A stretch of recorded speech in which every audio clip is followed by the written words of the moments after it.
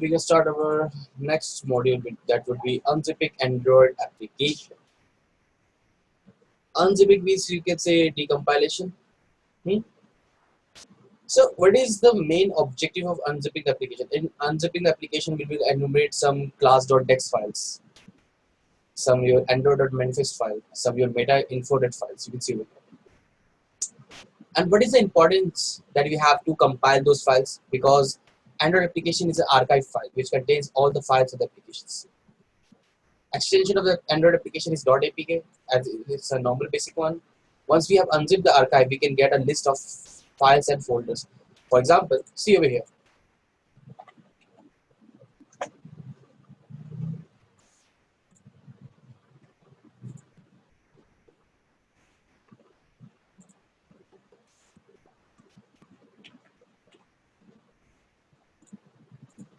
Yes.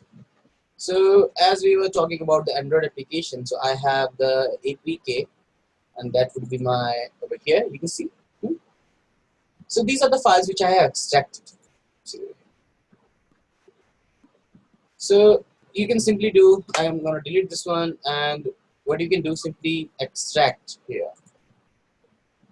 So when you extract that .apk file, you will see a .apk.files file, which contains some android.manifest file, class.dex files, lib files, meta-info files, resources, and resources.rc. And what are these actually? These are basically this is your permissions. This is your Java class.dex file, which is basically used in various types. For example, we're gonna read about one by one all these things over here. For example, what is class.dex file means over here? Dex file is a file that is executed on the Delvic machine. Delvic machine includes several features for performance optimization, verification, and monitoring, which is on a Dex file, which is your Delvic executables, which is basically your source code. Java sources compiled by the Java compiler into the .classes file. .classes file we can see over here. There are some other files that you can see over here. This is architecture, but the most important part is your this. So when you simply extract all the other things, you can find lots of one by one.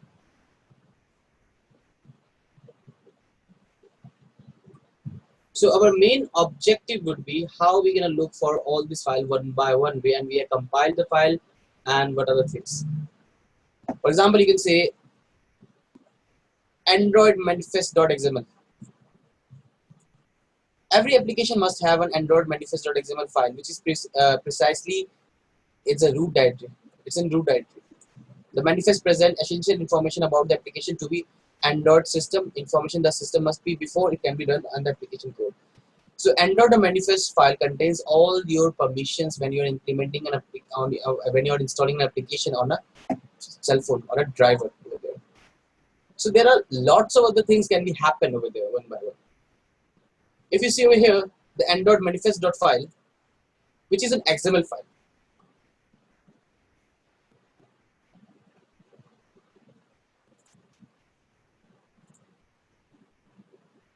But over here you will see it's a normal file, but you can open this file with the help of JDX.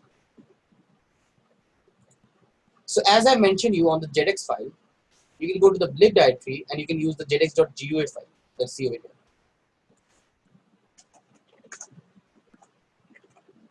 JDX, GUI, and the diva file.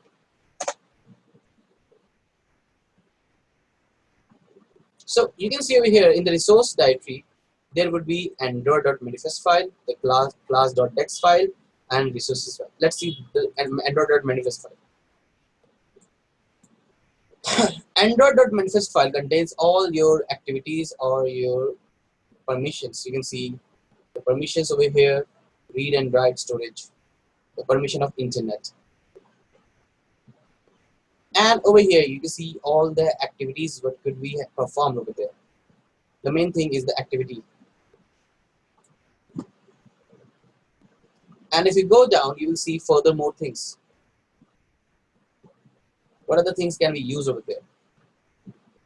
So when you simply compile when you simply decompile that application, you can see all the resources that you need in your upcoming sessions. For example, metadata.info folder. Meta info folder is a home for the manifest.mf file. This file contains metadata about the content of the jar file. Metadata means your contents of the resources that you can use for your Java applications. For example, there is an entry called main class that specifies the name of the Java class and the static main for the executable.jar file. You can see there will be folder like your res folder, your asset folder, and the lib folder over there. And over here, they can say to unzip the application in the terminal, we can use the following command into the execution: unzip -d, that is your demand, the name of the application. -d is your decompile. See over here, if it doesn't want to use, if it doesn't want to use any of the application, just like over here, you can try.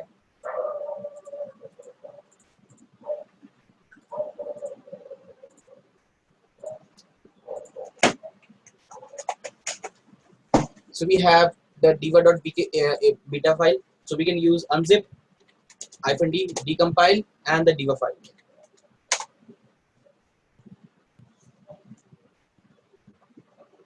Or you have to name this one also. So you can name this one demo.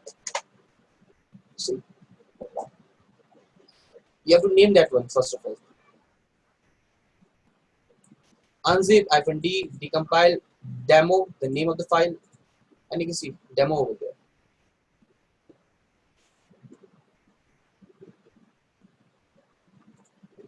And there's a foo.txt file also, which is your empty file. There's no need of this one. But the most important part, you can compile the following command over here. Otherwise, you can simply see we can't read the file of the application when we unzip its purpose because it's already compiled. So we have to decompile the file before we read it in proper manner. So the most important part about the architecture, the normal architecture application was to check about all these things. What is called your class.text file, what is called your ender.manifest file, and what is your metadata.info. So if we talk about one by one all this application in a proper manner, there are lots of other things. For example, this was a proper thing that you can do. But the most important part, you can simply use the JDX file to read the application source code. And our upcoming sessions, we're going to use JDX most of the times. For example, if we talk about the module called reversing the Android application, which is also your decompilation part. You can see over here, reversing Android application or a decompile the Android application to be readable to us. Because in the very first stage, the application which is installed in the Delvic VM is a compile mode. So in this case, we can't read the application as per our need. So in this case, we're going to decompile the Android application to readable form. You can they are using Santaku, which is also an you can say an operating system which is used for forensic part, or you can use JDX compiler, which I am basically using this one, JDX. You can install JDX and you can use this one in your own way. See, to use the Apk tool in Santaku to execute. Apk is one of the tools which is also used for decompilation part. But over here in your Linux, you have to look, do we have Apk tool?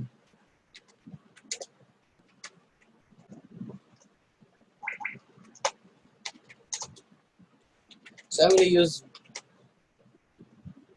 Apk tool.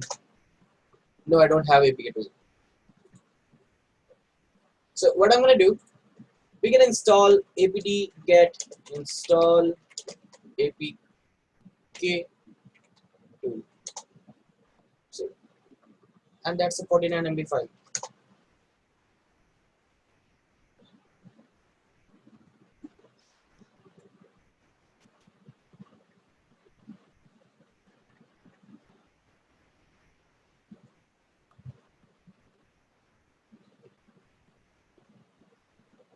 So there are many other files that you can use for decompilation part.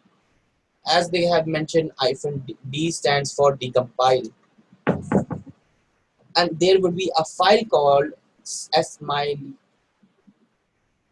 which contains the data source of the Android application, each and every source file on there. To use the JDEX in the Untitled Chapter, note, to decompile the Android application, we need to move the application in the JDEX folder in the bin directory. Why I'm saying this one? Because when you install the JDEX, you have to go to the bin directory and you have to paste the application that you want to test, because you have to run JDEX plus the Apk file, and then you will see an output over here which is given. So our major concern would be how we gonna look for the further things. For example, over here you can see all the things is given one by one. See, the command is also given.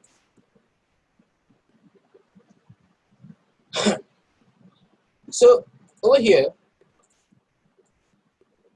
this is also has been installed.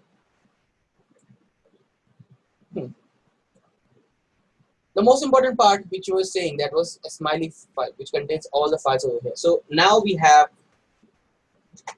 Apk Tool. So what I'm going to do, we should go on the same directory over here on the mobile PT, and we can use we can remove this one, and over here I'm going to use ls apk tool -d decompile and the diva file, and remember, give a name also. Okay, what is this saying? They have a prop apk tool showing exploration for advanced -p the path of the directory -t -f -p. Okay,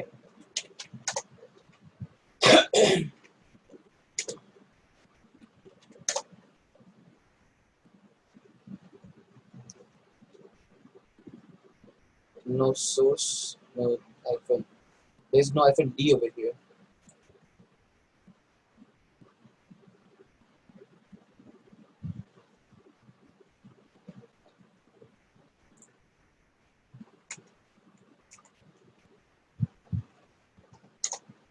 Hmm. So over here we can see I was using -d, but we have to use d only with the apk. So I can see we have created a folder named demo.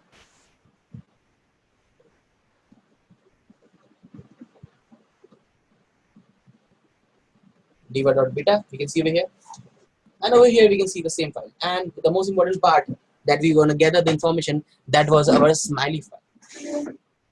You can see the libraries given over here, the same thing, the original file, the original manifest file, the resources which is given over here, and the most precious thing, smiley, which is all the source information. For example, you can say Android supports. These are all the smiley files which contains all the resource of the applications. Sometimes we get over here. You can see the Jakar Asim, which is the user of, which is the developer of the Diva application. You can see over here one by one. But our major concern, each and every application will give you a different output. Because smiley file is also important because it will tell us the source code of the source application, which can be used in the further steps. So apk d demo and the file name, you can see.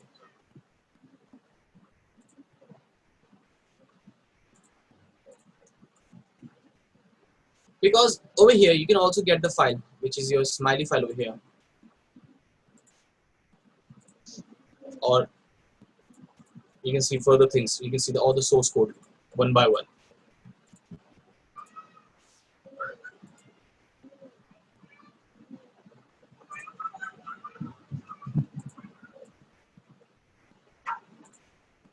So there are, I think we can simply use unzip. We can use apk tool. But the most important thing is to understand the architecture. You can simply see Smiley file contains. So if you want to gather more information about the Smiley, which is really important because it contains the origin data of the source where the developer has been created.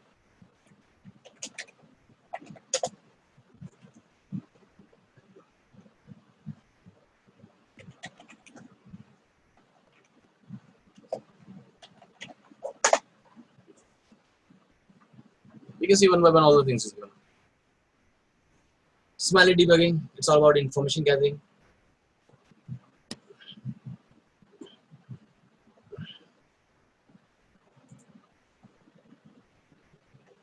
So they are using Santiku. Santiku is also an Android application that can be used for the further steps.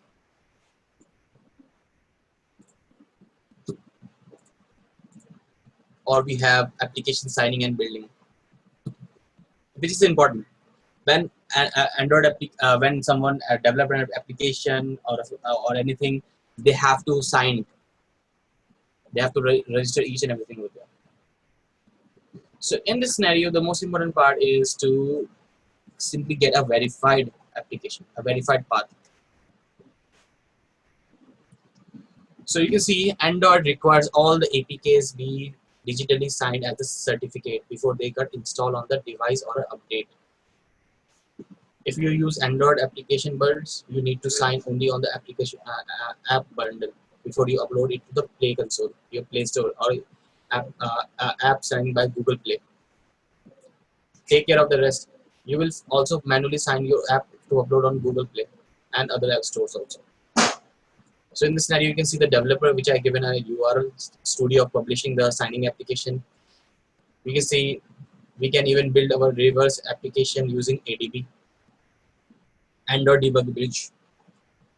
After making an APK file, we have to sign that APK file before installing an Android app phone.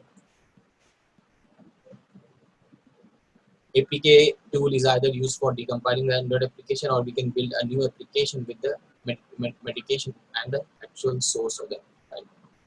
In Apk tool, you can perform lots of things. It can be basically used for other profile also. Apk-p build, it's unbuild, which is your diva and new diva apk, and the output that you want to give. It's gonna simply compile the file, nothing else. But the most important part is you an Android application signing works in the real scenario when you're uploading an app on a Google Play or any of the stores in the worldwide. For example, you can see one of the unique feature of Android. Anyone can see, create application and publish on the Play Store. There are two types of certificate signing mechanism. One is your CS certificate, certificate authority, and one is your self signing certificate. After signing the application, private key should be kept safe. See. After signing the application, private key should be safe key. So there's lots of other techniques that can be used over here. It's all about to understand how the application works. So if you're a developer, you can simply create your own applications and you can build over there. But Apk tool is widely used in many cases.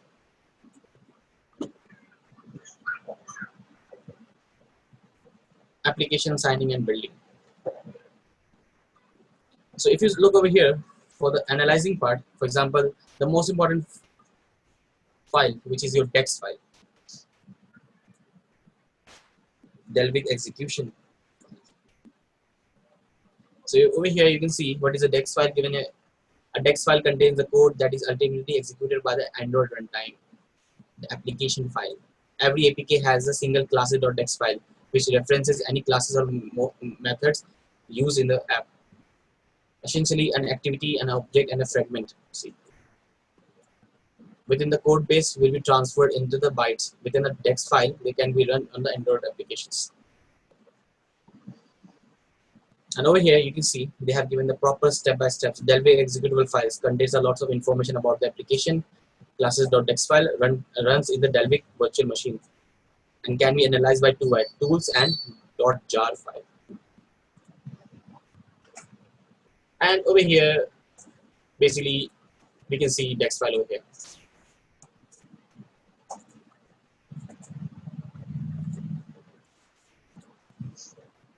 This could be it's going to be decompiled with the jar files. You can read this text file over here.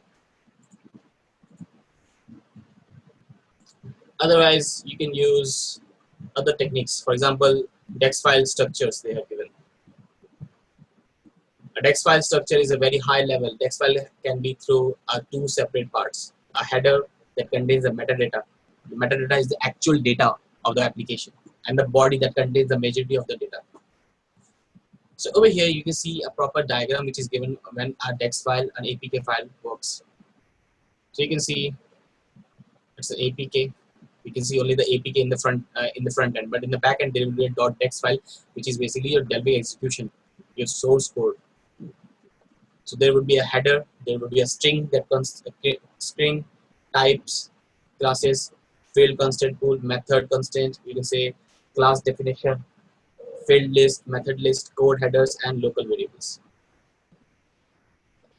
To analyze the text files, we can try some utility in Santiago for read out the contents class.text file.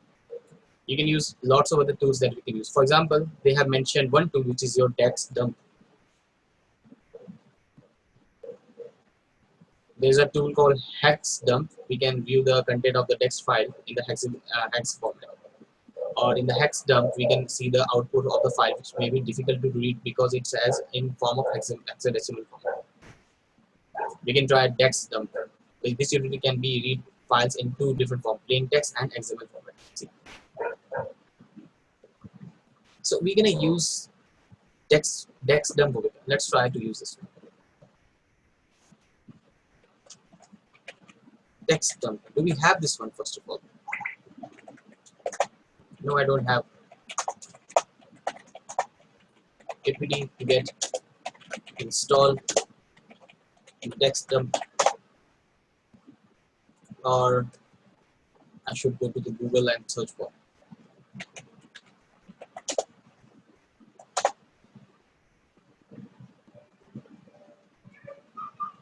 Let's use GitHub.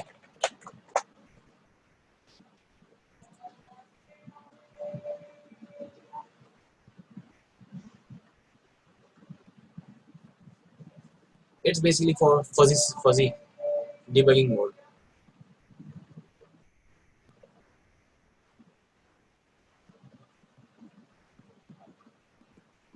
You can download this application if you want, or you can simply move to another one.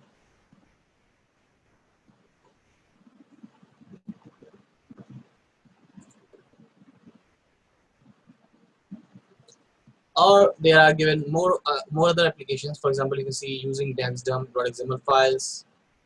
They can give you a proper editor, or you can visit this website. Editor is also one of the best tools for analyzing the files.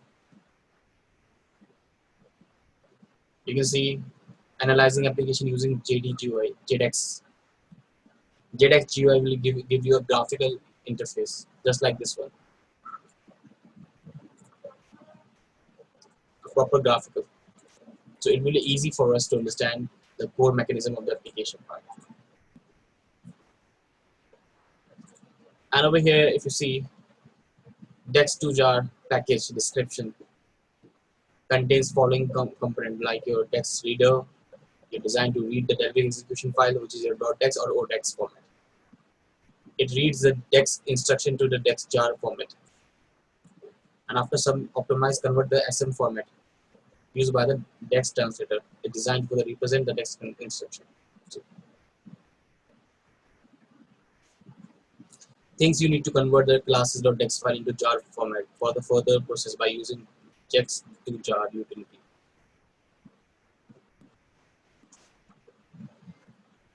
In this thing, you can see one by one, or you can simply use the JDX.file to see the text file of the compilation part. So there are various techniques that we can use it for compilation and the reverse engineering part. Because over here in the last thing, we have to read the source code, what the actual code is, and we have to check one by one all these things over here.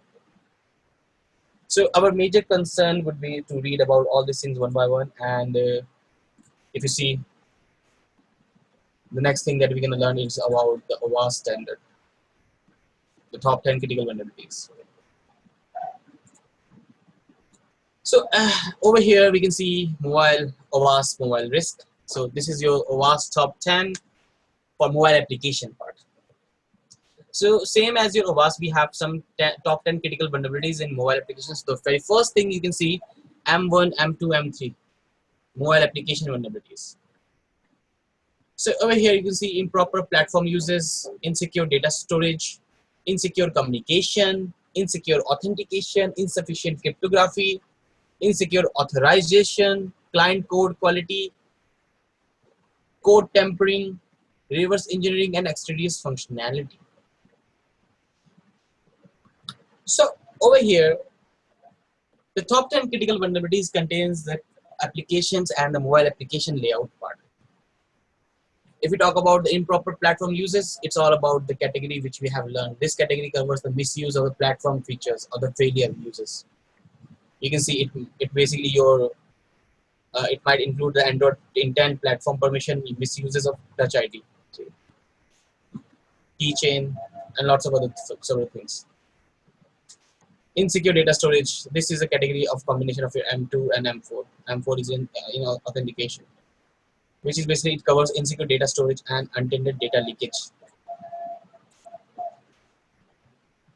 Insecure communication. It's all about your SSL versions, poor handshaking, incorrect SSL version, weak negotiation, clear text communication, and sensitive assets.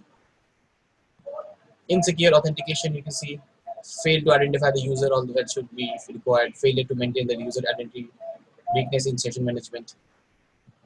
Insufficient cryptography. The code applies cryptography to sensitive informations. The cryptography is insufficient in way that everything in related to TLS and SSL goes in M3.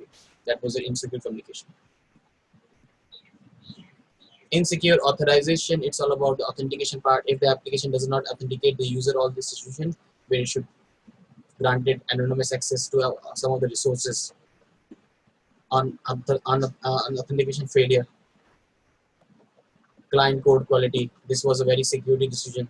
Untrusted input. One of the laser used categories.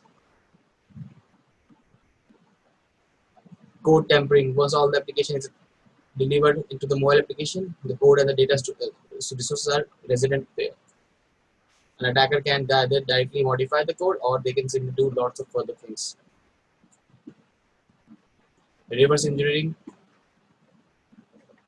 You can see there are lots of tools. There are lots of other tools that can be used over there. Software such as IDA Pro, Hopper, OTool, and other binary inspection tools give attacker to insight in the inner working of the application. This may be used to exploit further nascent vulnerabilities. And the application over revealing information about the back and the services. You can see extraneous functionalities. Often developer include hidden backdoors functionality or other internal development security part that it can be used in the further steps to release on the production environment. Example, a developer may accidentally includes a password, a common comment in the hybrid application, in the backend source of the data. Other example including disabling the two-factor authentication during testing. So these top 10 critical vulnerabilities are basically used in the mobile application part for the proper sufficient. And there are further things that you can use. You can see now it's all about Android application traffic. So in this, this is also a module that we're going to learn about how a mobile device can be connected with the Burp Suite. So we're going to analyze the traffic of our cell phones with the help of Burp Suite, and then we're going to analyze the application part. And over here, you will see that most of the things we're going to perform in the Diva, so which is your damn insecure vulnerable app. So let me show you one thing.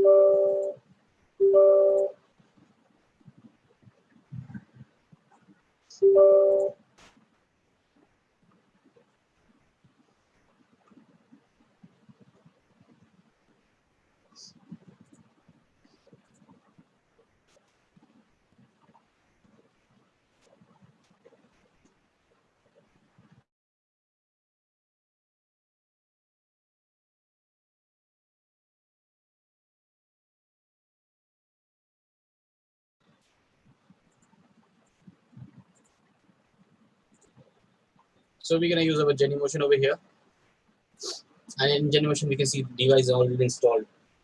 So we're gonna try to clear all the top 10 critical vulnerabilities. Over here you can see Diva Dam Secure Vulnerable Application. What are the challenges we can see? Who can use this Diva? Android app developer, Android testers, security professionals, students. So there will be around 13 applications that can be break. Current challenges we can see 13 current challenges. We can cover all the things, and they have given how, where we can simply download the files, how to run the Diva, download the application on your setting phones, go to the security and check unknown resources, check the box. Or you can use ADB install, or you can do lots of other things. So our major concern would be we're gonna do all the things one by one in our upcoming sessions, and we need our Android, which is your Genymotion, and we're gonna use our Kali Linux. And the tools that I have described is my JetX tool. The major concern we're gonna use this one in the mobile application PT part. Thank you.